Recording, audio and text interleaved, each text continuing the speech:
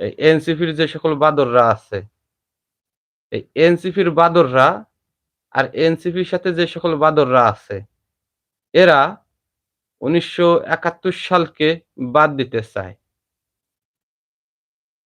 ১৯৭১ সালকে বাদ দিতে চায়। ১৯৭১ সালের বিনিময়ে আমরা যে একটি সংবিধান পেলাম, ১৯৭১ সালের বিনিময়ে বাংলা বাংলাদেশ স্বাধীনের জন্য আমরা যে একটা সংবিধান পেলাম, বাংলাদেশ স্বাধীন হলো, আমরা একটা সংবিধান পেলাম। উভয় ১৯৭১ সালের বিনিময়ে বাংলাদেশ স্বাধীন হলো, মুক্তিযুদ্ধের বিনিময়ে একটা সংবিধান পেলাম। সেই সংবিধানকে বাদ দিতে চায়।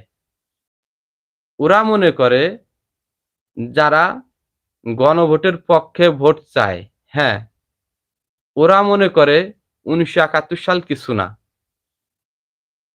বাংলাদেশ স্বাধীনের পর থেকে আজ অব্দি যে সংবিধান চলতেছে, এই সংবিধান একটি চটি বই, চটি বই। এইজন্য ওরা গণভোটের পক্ষে ভোট